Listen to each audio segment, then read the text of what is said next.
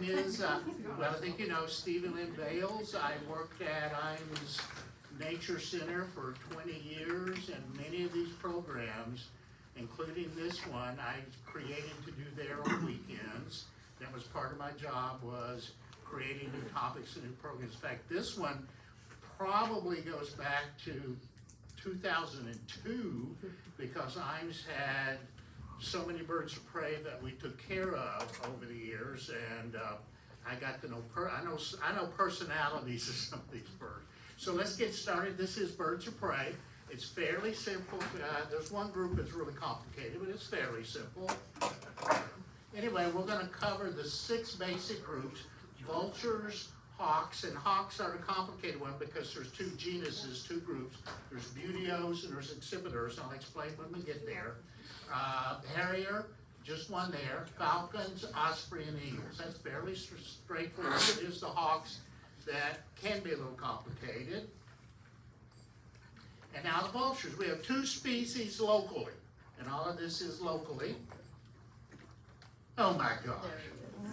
Isn't that one of the most gorgeous things? That is Zoe. At our house yesterday, eating a squirrel. Do what? We had one at our house yesterday eating a dead squirrel. Well, that's what they do. Crazy. A lot of people don't like these, but they're part of nature's cleanup crew. And we have 2 species. This one, actually, most birds have a poor sense of smell. It's not something they rely on. Not the turkey vulture. When it flew over your house and sniffed that dead squirrel, and oh boy, and they just zip on down, and that's how they smell their food. All those poor possums that don't make it. Crossing the road, these guys, they come in and clean it all up. So this is a turkey vulture. It gets its name because to someone it looked like a wild turkey. Vultures do not have feathers on their heads. That's the color of the skin. And the theory is they do not have feathers on their head because their heads, a bird can't clean its feathers very well around its bill. And because of what they eat, they get some nasty stuff caked to their forehead. And it's like, ooh. We love what they do, but yes, that's one of the downsides. So they don't have feathers on their head, so they can kind of clean it up easier, not get it all gummed up in their feathers. This will give you a sense of size. That's Dr. Louise Conrad. She was a retired veterinarian that I worked with at IMES, and she's holding Zoe. And so I like to include, whenever possible, a photo of a bird with someone to get a sense of size. But look at Zoe's, the trailing edge of the wing is light or white in color. That's the field marking you look at when they're soaring over your head. You look for the trailing edge. Is it light or white, or is it dark? Black. So that's Zozo. And this is what they do. I think I've said this. If there's reincarnation, moi is coming back as a vulture. They don't get up to 10 o'clock. All of the birds are starving. They have to get up and eat, 4 or 5 a.m. I was putting seeds this morning in the cardinal out something. The cardinal, where you been? It was 7 a.m. Where you been? We're starving. Anyway, these guys, and the first thing they do, they lift those wings and they want to sit in the sunlight when possible.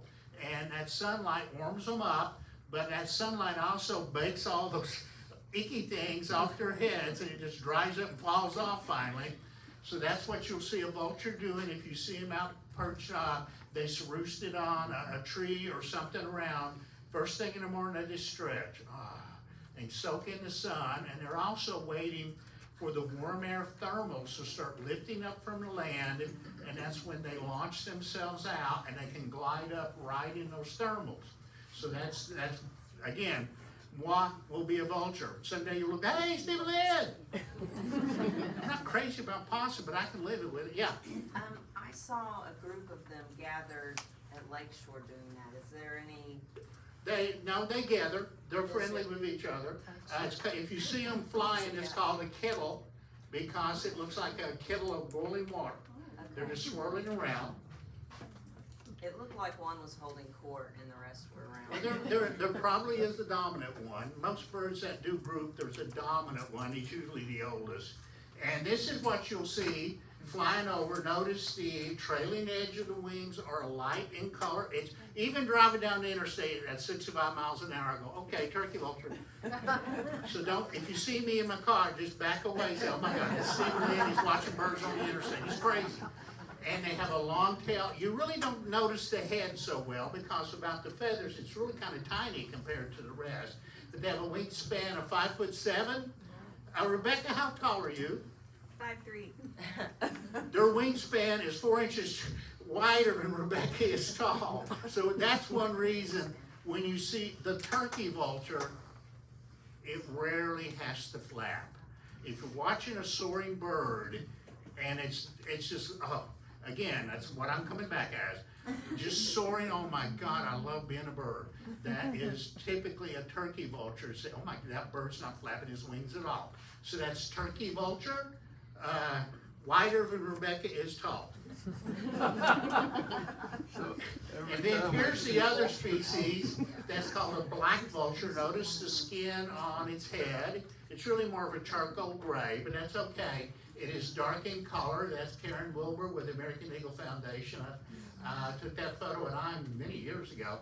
But that's a black vulture. And if you see it flying over, notice its wingspan is only 4'11". And so, if you're watching vultures, and occasionally you see one flappy flap, that's probably and they will ride together or soar around together. That's probably the black because it does have to do some wing beats to stay up there with the turkey vulture. Just a few, but if you say, oh my goodness. Anyway, look where the field marking is. It's the base of the primary feathers, really right at kind of the wrist area. It's white, and you can, doing 65 on the interstate, you can see that. You can see turkey, black.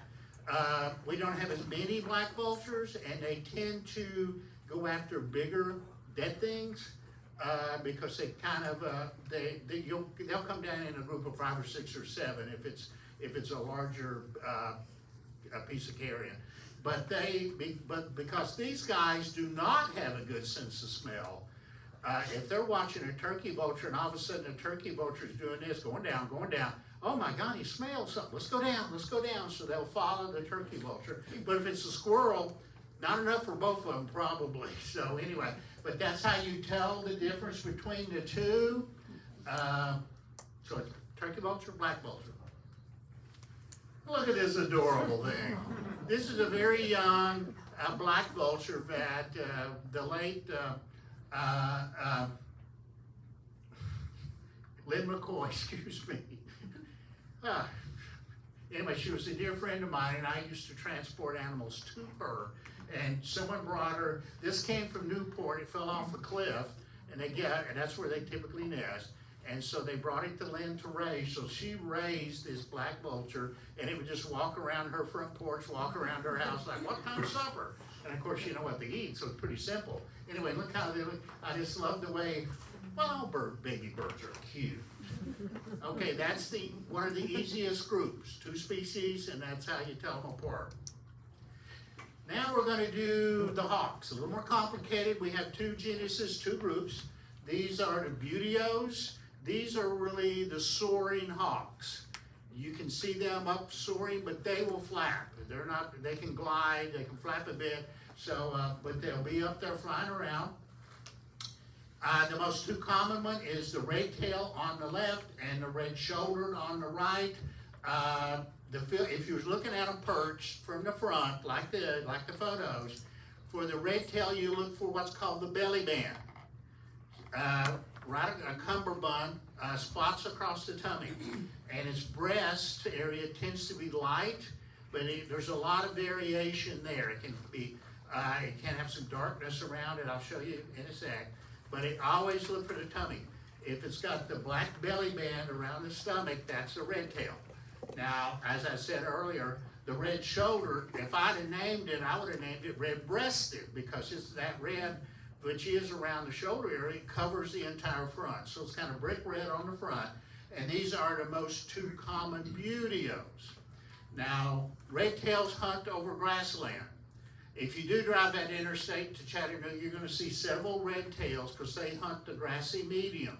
perched along the way, like in a tree or on a billboard, and they're staring at the grass. They're not staring at the lanes. They hunt over grass, and so any place there's a grassy median or a large field, that's where you're going to see red-tails hunting. Primarily they eat mice moles, vultures, all the little tiny rodents that are running around in the grass. So that's a red-tailed. Red shoulders are a lot like our barred owl. They like woods near water. Whereas the barred owl looks for food at night along the shoreline, red-shouldered look for food during the daytime. So they tend to be woods near water, same as a barred owl. They share that habitat. You might see one soaring over, but it's really going from one wooded area in one creek or pond to another. They really let the fields go to the red-tail. That's my younger brother.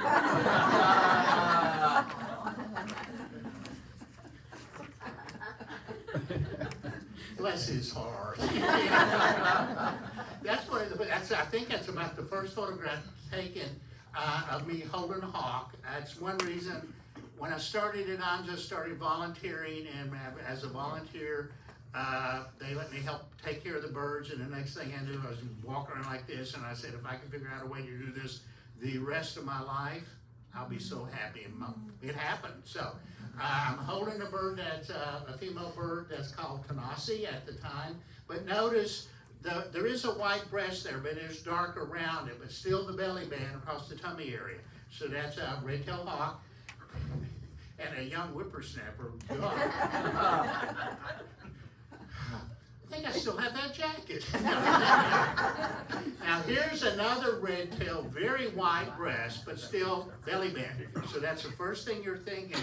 Even when they're flying over, you can see that.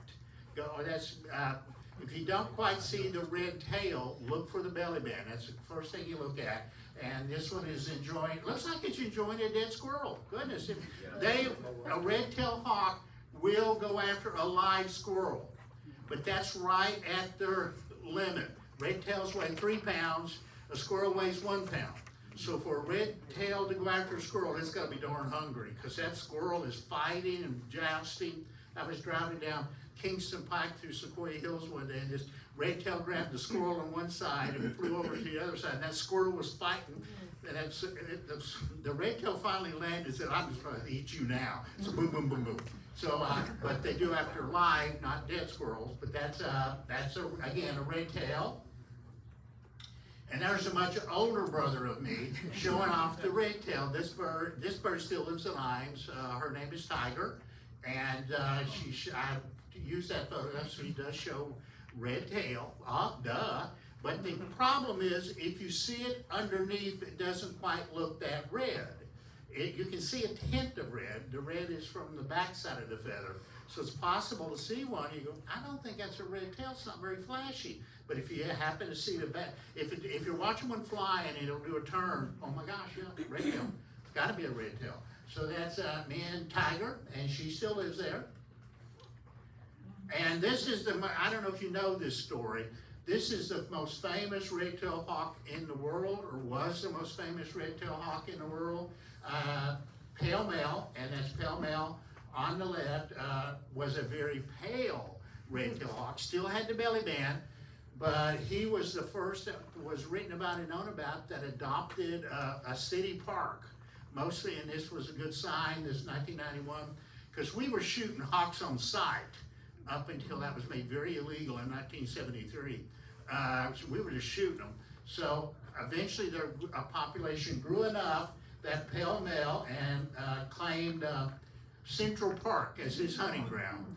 And the red spot shows you on the side of a building is where they nested. And that's where it hunted, 800 acres. Wow. It really captivated the entire city. All of a sudden they had a hawk flying around, and all of a sudden they took on that wonderful thing of becoming a bird watcher. They said, I'm gonna walk away from TV. I'm gonna go out to the park and watch birds.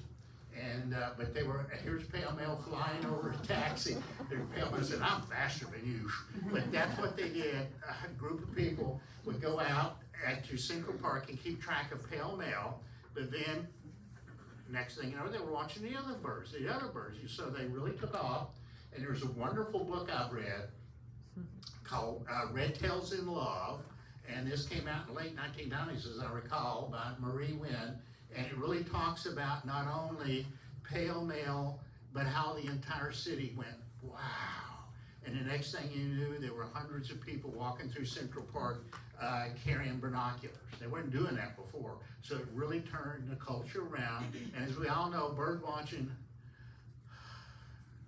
we're in the moment, we're being mindful, our blood pressure goes down. And if you live in the Big Apple, it helps for your blood pressure. That would scare me to death to live there. So anyway, that's a wonderful book about pale male. Again, it's now, what, 25, 30 years old. And sadly, I happened to stumble into this in the New York Times that pale male had finally passed at the age of 32. That's a very, very old red-tailed hawk. They typically don't live that long. But some birders doubt it. There were birders that watched all the time didn't think that was true. So pale male could stay, it was never banded, so pale male could still be there. But what pale male did was raise pale male, and he had 2 or 3 mates over that period of time. They raised the red-tailed population at Central Park. So there's more than just one red-tail now. So it's possible that if it's not pale male, that it is one of pale male's offsprings and with his partners over the years. So that newspaper came out almost exactly 2 years ago. So it's possible pale male has finally died. We don't know. Okay, now the red-shouldered again, red. You can't miss it. So that's a red-shouldered hawk.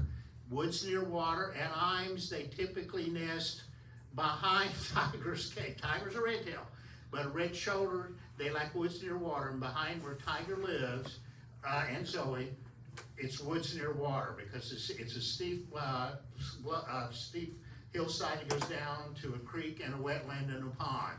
So not only do barred owls live behind tiger and Zoe, but red shoulders live there too, and they will nest. Let's see, they'll build a nest that looks much like that, and we would find their nest at Imes behind, and tiger would be nuts. During this period they were back there. She's a red tail. And why would a red-shouldered be nesting right behind her? That was her territory, and she would just be fussy and wouldn't let me get her on the glove. She was so fussy. And then when they finally raised their young and flew away, tiger settled down again. She said, I just didn't like that other bird here. This is my place. So that's kind of what you would look for in areas that woods near water. A barred owl would be in a hollow tree. Barred owls don't build a nest this size, so at all. Well, barred owls don't build a nest. They need a hollow tree or a box to live in. So that's red shoulders hawk's nest. Who's next? Here's the interesting one. This is the broad-winged hawk. They migrate because they're primarily insectivores. They eat cicadas, and I don't know if we're back early enough to eat the cicadas that are popping out of the ground right now, but they eat cicadas, katydids, all the larger insects up in the trees, so they're primarily insectivores. If they see a mouse on the ground, they'll come down and get it, but they tend to be high up in a canopy where they nest. They do nest in the Smoky Mountains, they do nest in the national park, but I am seeing more in my neighborhood and down in the valley, so that either means you're not finding enough insects in the park, or the park is loaded with broadtails and they're coming down slope a little bit. That happens with birds. Their range it constantly changing. So that's a broad-winged hawk. It's much more petite. Notice the tail stripes. It's banded. Now we're going to move on to this one. Here's the 3 Buteos that all are soaring hawks. By that, they tend to be much higher than the accipiters we're getting ready to get to. Red tail, pale red tail underneath. It's got those dark marginals across the front of the wings, and the belly band. And a red tail wingspan is roughly 4 feet 1, so about that tall. So it's a pretty decent sized bird. Move over to the middle bird. That's a red-shouldered hawk, red underneath, and look at the bands on its tail, thin white, thick black. thin white, so it's thick, thin, thick, thin, thick, thin. So that's the red-shouldered hawk, and it ends in white.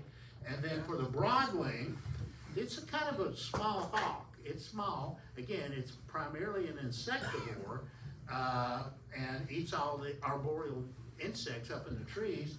But it's, and it looks similar, although it's smaller, but size is hard to judge. Anyway, its bands are thick, thin, thick, thick, thick white, thick black, thick, so I always remember broad-winged, broad white. That's my association. So that's how you tell them apart. And the broad wing has got a 2'10", almost 3 feet yardstick wide in a wingspan. So it is more petite, but that's the only 3 buteos we have here. So once you can get comfortable, and again, you tend to see the buteos high, midway up in a tree or higher. And you tend to see them out soaring a bit. They've got that glide to them. But that's, and broad wings would be in the forest looking for cicadas in the summer. And so that's your 3. So what about male and female? Are they the same color? Same thing. Side by side, the question was about male and female. They look identical. Typically the female, typically the male's a little bigger. So side by side, a lot like mourning doves. If they're side by, and this time of year, you can't keep mourning doves apart. I'm just so embarrassed what's going on out there. You just can't keep them apart. But they're having a seat, and she keeps going, not now, not now. And he's just, oh. But if they finally get side by side, whoa, that's the big one. And there's just a slight difference. Yeah. Do they all have that same distinctive call? It sounds like a child crying almost. Primarily that's the red shoulder. Oh, is it? The red-tailed hawk, it's got a very majestic, in fact, anytime you see a bald eagle in a movie or on a commercial, they use the sound of a red tail. Because it's so eagle-like, it's so majestic. Make a note to when you get home to Google that and figure out and hear it. Whereas the bald eagle's like, it's not majestic. It's just not. Anyway, but anytime you do see one, they'll say, get out the red-tailed hawk tape. Anyway, where were we? Okay. So that's your 3 buteos, and roughly the habitat you will see them.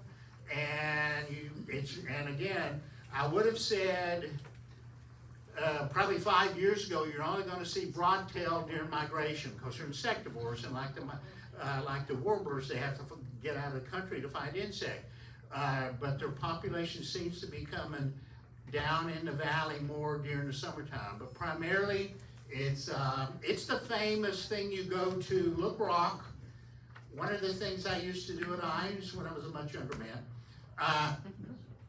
was every September, early September, and we'd go to, we'd put it in our program and get a bunch of groups of folks that would want to go see, and you go to Look Rock and watch the hawks fly.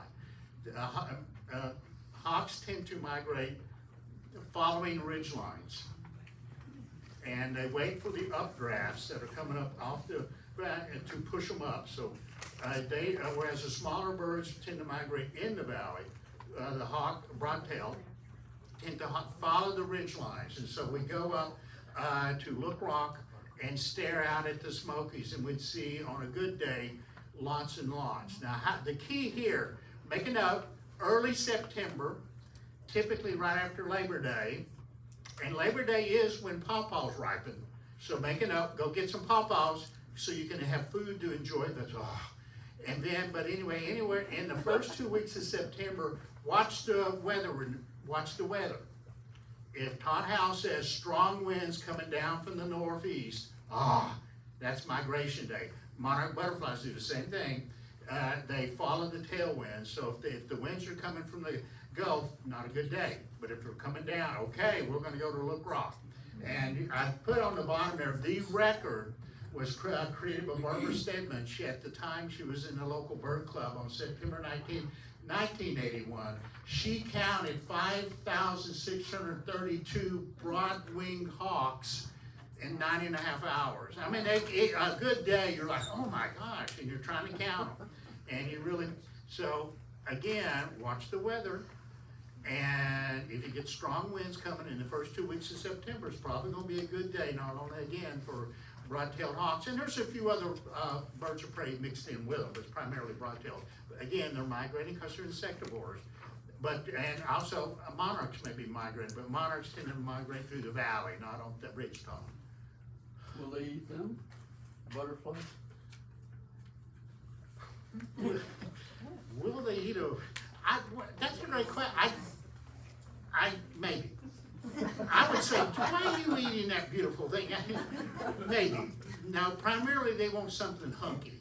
They want a nice cicada. You know, like the periodical cicadas that are coming, I've eaten one of those, they're not that bad. And we roll them in cornmeal and flour and deep fried them.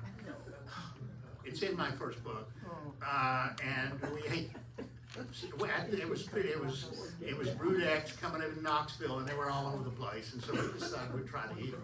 They're really not that bad. They taste like cooked zucchini. They taste like vegetarian because the cicada is a vegetarian. Okay, I digress.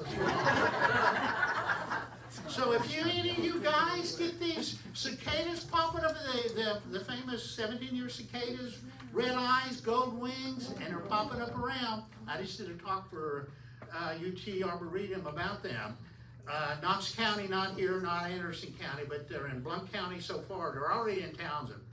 Grab a bunch and go cook them. Don't worry. That's it. Yo! John? You have a caution about eating cicadas. There are people who have gone into anaphylactic shock because of the foreign protein. They're typically people that have fixed a big cicada pie and eaten a large portion. So you're telling me it's not a good thing? Not for everybody. Okay, forget that. You wouldn't need a bug anyway. Cultivate. Native Americans feasted on. Okay, move on. Thank you, John. That's John. He's here to keep me straight. Who's next? Okay, now we get to the tough ones. The exhibitors. There's two. Cooper's hawk, sharp-shinned hawk. These guys you see much lower. You might even see one walking through the parking lot of Kroger's. They're much lower down. They're not soaring birds, they're flying birds. They shoot like darts. So these are the two. And I put one, that's a Cooper's hawk on the left, and I put it to compare it to the red tail. They're roughly the same size and length, but the Cooper's is built for speed. It chases other birds, and it's thinner and leaner and has a much longer, thin tail. Its tail is a rudder, and so if it's chasing we'll say starling, and if it's chasing a starling and that starling is flying for its life, the Cooper's is matching it. It hunts like a cheetah. It'll be in your bushes, hidden, and if it sees, we'll say starling, city pigeon. I'm gonna try to keep this. If it sees a chunky bird, it'll take after it. And that chunky bird is flying for its life. And it'll zip around the house, zip around the fence, zip around, and the Cooper's is chasing just like a cheetah. Oddly, I've rescued a few broken Coopers, and with them, and taken them to UT Veterinary Hospital in the day, with them, they tend to fly into a fence, a tree, a car at full speed, and they tend to shatter. They can't survive. They would be alive, but they're really broken. I've taken them 2 or 3 over the years to UT Veterinary Hospital, and they've had to put them down because there's no way they can repair them. And even if they can repair them in rehab, they're so high strung they won't eat. They refuse to eat, they're just mad. So anyway, but Cooper's hawk has a longer tail, and the adults are gray on the back. As an adult, if it's a juvenile, it's kind of brown. But let's look here. Here is a sharp-shinned hawk on the left, roughly blue jay size, a little bigger. So it's a very petite hawk and a Jupiter, and then the Coopers is on the right, a little taller and thinner, but still kind of a lean hawk, but both are gray. Where you have to look, the field markings are tough. The tip of the tail. For the sharp-shinned hawk, it's blunt and very, very tiny bit of white on it. You really don't even notice it, but it's a blunt tail. The Coopers tends to have a rounded tail, and you can see the white tip. So if I'm driving down the road 65 miles an hour and an exhibitor shoots front, I have to really notice the tail first. Try to get a good look at the very end. Where's my next photo? This shows it even better.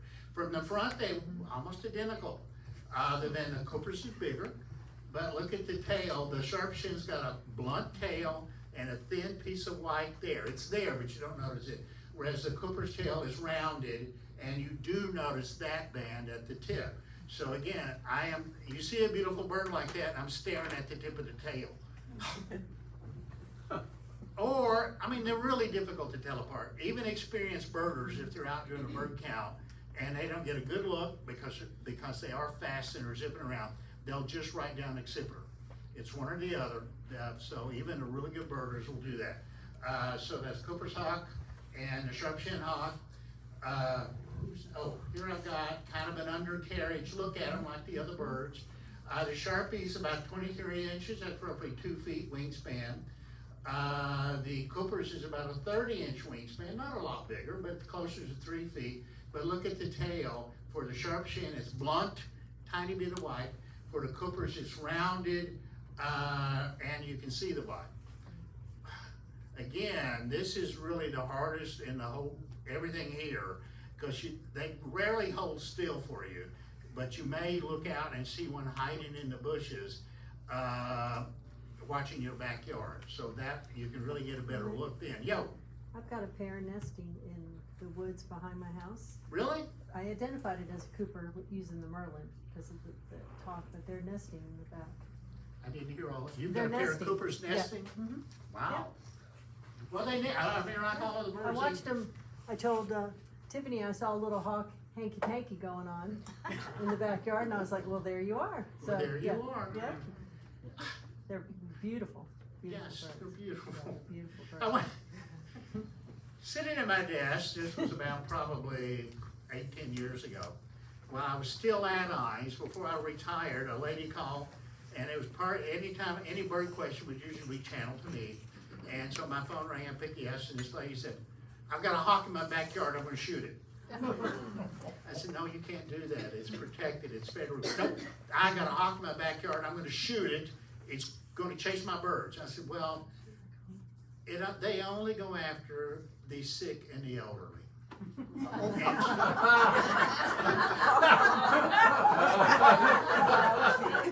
And at the time I was in my 60s, and the lady said, oh, that's different. Click.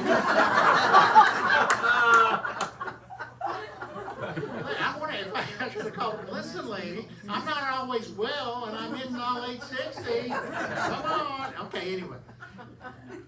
And there is some truth in that. Older, sicker birds going to not be as alert. Nobody here can relate to that. And anyway, or not as fast as we were when we were in our 20s. Anyway, that's it. Okay, what we got? Now here's where it gets even more complicated with these two.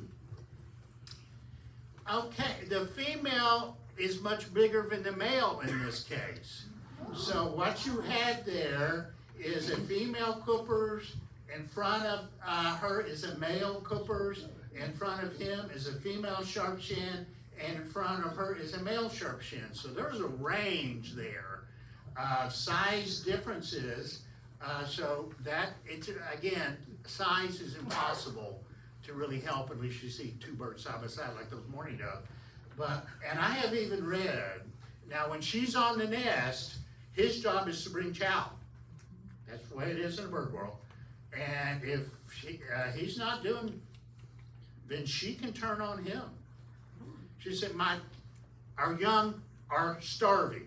You look healthy. I've read that, I've never seen it. I've read it, but I've never seen it. But it does make sense, so be careful. Okay, where are we at? Okay, this one's an easy one. This is an accipiter, but it's the easy one because they're only here in the wintertime. And they tend to hunt very low, but they hunt in broad grasslands like Cades Cove or Seven Islands Birding Park or any place else that's got a lot of grass. And they fly low to the ground, like 10 feet off the ground, just zigzagging to the end of a barrier or a fence, and then they come back the other way. It looks like they're mowing the grass, but they're methodically watching the grass for mice. So just from a distance, you can go, without binoculars, go, look at that.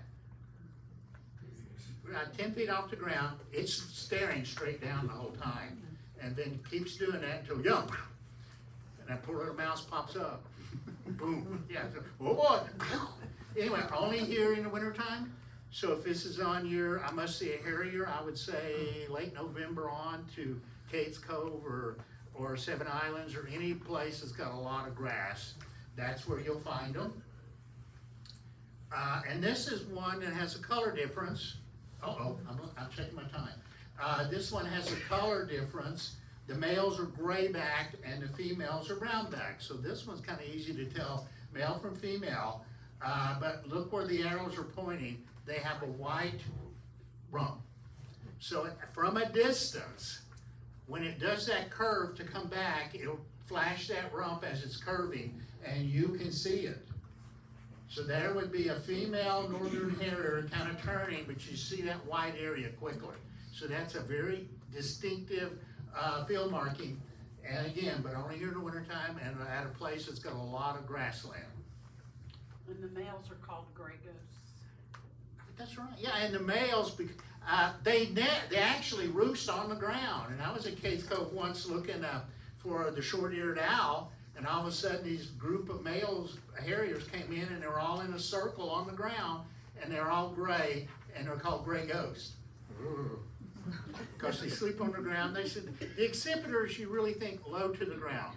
The buteos you think high off the ground. Falcons. Here's the most famous, the peregrine falcon. This is one that we almost lost to DDT, and there was a program in the late 1980s. Well, DDT was outlawed in 1972. It's in my first book. And they were native to the Smokies. There's Peregrine Point in the Smokies. And so in the late 1980s, they brought some peregrine falcons back to try in Greenbrier Pinnacle and at the trail up to Mount Lacan. And they worked. They did very well there, started reproducing. Falcons, if you see one, their wings come to a point. Remember, the others had their wings, the primary feathers flare like fingers. The peregrines come to a point. That's for speed. That's for absolute speed. Here's where they nest, usually on a cliff, or some peregrines will adopt the city and nest on the top of a building, and cities love it because they eat the city pigeons out of City Park. So that's what they look for, is very large birds, very slow birds. Anyway, that's a peregrine nesting. This is indeed the fastest animal on Earth. It can reach over speeds of over 200 miles an hour when it goes into a power dive. It'll go into a dive like that, and as it starts, flap its wings to get faster. And say it sees a flock of pigeons or doves flying. One of those poor pigeons he's spotted, and it's zero, and bam, it'll grab it in flight, and feathers fly everywhere. So it hunts above the ground, and sometimes. So that's a peregrine. Where can we see them here? Where on my list, where can we see them? Right outside of Neyland Stadium, there's a pair nesting on the train trestle. Serious? Yeah, we've been there most of the year. Did you hear? You can see them here. There's a pair nesting on the train trestle in Neyland Stadium. I'll see, I know like February we saw them, but I can check on eBird. Okay. Well, that doesn't surprise me. A week ago today, I visited my cousin who lives in Sevierville, but she lives on a ridge, really high. It's a beautiful house and a beautiful, looks all around. And we sat on her deck and just watched birds, and with downtown Sevierville in front of us. And all of a sudden, we were seeing this bird I did not quite recognize. Now, they were at a distance. We saw red tails, we saw vultures, those I could identify, but there was this other bird. I'm like, what in the world? And this, when you do that, you're trying to memorize. I was saying, wide undercarriage, dark on the back, very trim and maneuverable. I kept saying it, thinking, okay, come on, brain, click on. We didn't get a photo because it was such a distance, but I found this photo online. That was very much what we were looking at. That's a peregrine falcon that was there at downtown Sevierville. So it has been very successful. We're putting the peregrines in the Smokies. They've moved out. It wouldn't surprise me if this bird was nesting on the courthouse in Sevierville. Anyway, that's what we were seeing. I just couldn't make the click until later. Driving home, I kept thinking, wide undercarriage, dark on the back, very maneuverable, but it wasn't diving, it was just playing, bouncing around. That's what we were seeing. Okay, now the sweet baby. That's American kestrel, the smallest falcon. His name was Doc. I had a permit to take care of him. He had a very badly broken wing, could not fly, but was hyper energetic. So I took care of Doc, and I had it at my house because Imes was loaded, and they had too many. And so I got a special permit that Lynn McCoy and the vets at UT worked out for me. So I took care of Doc. With kestrel, it's a small falcon, and we'll go on. But males have a blue wing, females have a brown wing. So this is one that you can tell the genders really quickly. So that's Doc. And there would be a picture of me and Doc here in this very building. Just to show a comparison to how that young man earlier has aged. Doc would just sit there and go, okay, hi, I know you want to see me because I am darn good looking. So that's the smallest falcon. And here's Emily that used to work at Imes. She's holding a female kestrel. So notice it's got a brown wing, kind of blends in with the breast coloring. So that's a female American kestrel, which is a falcon. It used to be called sparrowhawk. It's not a hawk. It's not even related to a hawk. Now that we can do DNA, it's actually in the pigeon family. Excuse me, it's actually in the parrot family. I'll get it right. And if you think a lot of parrots have facial markings, so it's really kind of a carnivorous parrot. That's its heritage. This is what you would see. You see these at grasslands, and again, you would see this same place you would see the harrier, like Seven Islands or Case Cove or other grasslands. Wings to a point and a reddish tail, and petite. It's 22 inches. So it's the wingspan. Here's the sad news. This is one bird that's really in trouble. It's the only bird of prey in our country that's declining. You see that the red area on the map, and I think I got this from Audubon, the red area, the kestrels are down 50 to 80% in population. They're wonderful birds. God, they're great. Now, why? Audubon did a 50% decline since 1970, or 2 million less. These are the problems: habitat loss. These large grassy areas are being turned into subdivisions. That's part of it. Climate change is part of it too. It messes up their instincts of when to migrate and when not to migrate. They do migrate because they eat insects. Pesticide use. They eat insects, and we're killing insects. Grasshoppers, crickets, the larger insect, which is what a kestrel would eat in a grassy area. Starlings, oddly, kestrels are secondary cavity nesters. They'll use a box. Or a hole in a tree. And starlings do the same thing. So starlings are forcing them away from their natural. See, that's what's happened to bluebirds in the 1920s, but we fixed that because we started put up bluebird boxes, and the whole is 1.5 inches, so a starling cannot get into it. So that's another, and Cooper's hawks. Cooper's hawks take their toll too. But I think pesticides, I think we're all got some pesticides in us somewhere. But anyway, throw away your pesticides, just dig a hole and bury them. You know, that'll kill the worms. I don't know, get rid of them. Anyway, they're declining, bless their hearts. And then we got American, the Merlin, which you mentioned earlier. Looks to me like a big kestrel. It's only here in the winter time, and not every winter. We have certain birds that come every winter, and certain birds that come if they can't find food anywhere else. So Merlins turn up every now and then, and the word will get out, hey, there's a Merlin. There was one at Lakeshore Park a few years ago, and I wrote about it, but it looks like a big kestrel to me. Let's quickly move on. Osprey. Osprey were not even here historically. They weren't even here. Why they are here is TVA changed a raging river to a series of stillwater lakes. And that's what ospreys and eagles need. So ospreys, there was a man named Ken Dupke down in Chattanooga, got permission to start hacking and releasing young osprey in the Chattanooga area. Then all of a sudden they were turning up on their own, so he stopped. So that's why we have osprey. I think there's one probably nesting behind the Krogers at Beard, and they tend to come back to the same nest every year. So that's an osprey. This is an Audubon. He captured it perfectly. White undercarriage, that really cool Zorro mask, and dark on top, and picking up a fish. And if you've ever seen, if you're anywhere close to an osprey platform, watch it for a while, because they are great. They dive into the water. That's, again, well, that's just what I just described. Wide undercarriage, dark on the back.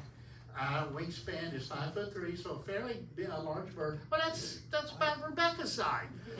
Now, your height is the same as an osprey's wingspan. Yo! Anyway, this is what you want to watch. If you ever get a chance to see that, they go into the water and disappear, grabbing that poor fish. And there's a lot of, if you go to YouTube, there's a lot of videos of this. And the osprey has to fight its way out of the water and with that fish, and that fish does not want to leave the water. So no. And the osprey's trying to stabilize the fish and get out of the water at the same time. So this, I've seen this around. It's like, oh my, a bald eagle can't do this. It catches fish daintily. A bald eagle will fly over the water and grab the fish. If it misses, or it'll go swipe the fish from the osprey. But the osprey died. They go into it. Okay, let's do our eagles. Quickly here, golden eagle. This was historically the eagle of the Tennessee Valley. This was historically the eagle that was highly revered by the native Cherokee. They're not here now to speak of, except I hear reports down Chattanooga, North Georgia, they have been brought back. But these are kind of hard to see. A golden eagle kind of looks like a juvenile bald eagle, just a big brown bird, very large brown bird, 6'7", and I'm 6 feet, so it's that much taller than me, or wider than I am tall. This is a juvenile golden eagle. Its tail was half white, half black, and that was highly revered by the native Cherokee, because the native Cherokee valued balance in their community. And if you ever go onto these hills, they do their famous eagle dance, and the eagle feathers are supposedly, or probably now died. The tail feathers of a juvenile golden eagle, which used to be here, and they didn't hunt fish, they hunt mammals up in the mountains. So, but that's the golden eagle. Let's move on.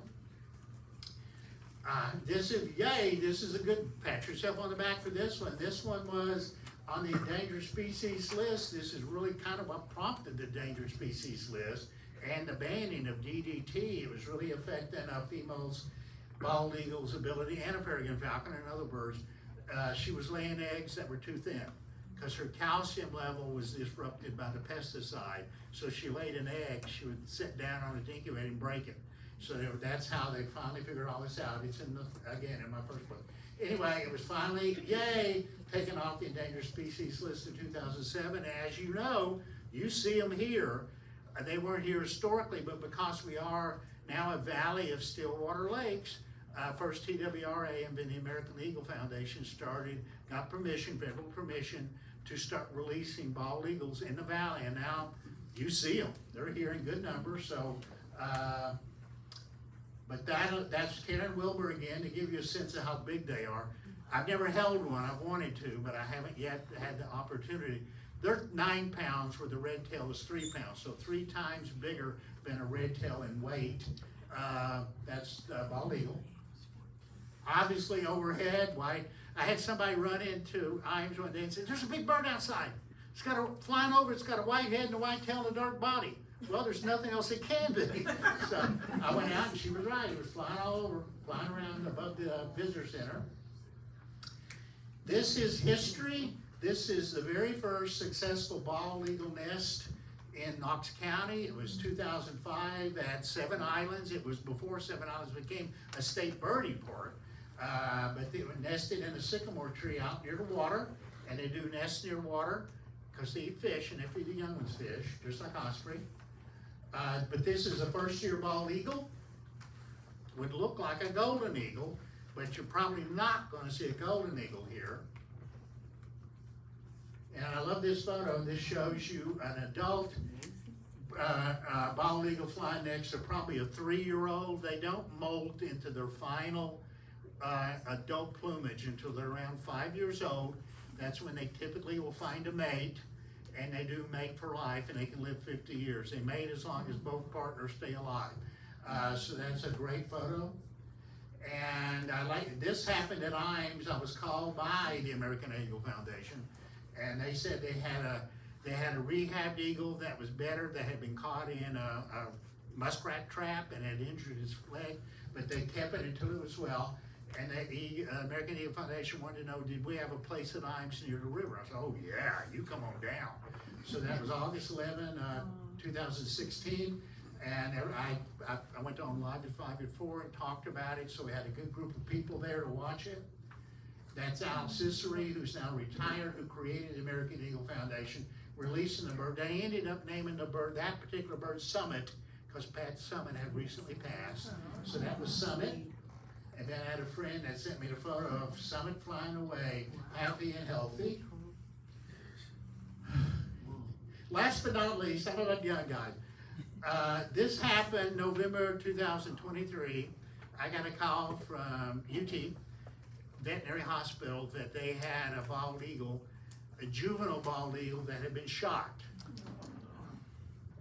And they removed the bullet and repaired the wing bones. Could I transport it to Lisa Thomason, who's been here? And so I never held a bald eagle, but I've had one in the car. Now, unfortunately, it was in a box, big enough, because when you transport a bird of prey, it's in a box. But a box small enough to keep it contained, not big enough to flap. So here I'm driving up to meet Lisa, and there was a bald eagle on the passenger seat. I wanted to open that up and look, but I couldn't.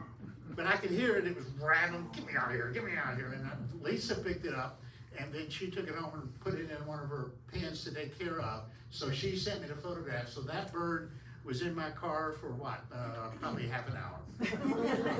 Okay, we're done.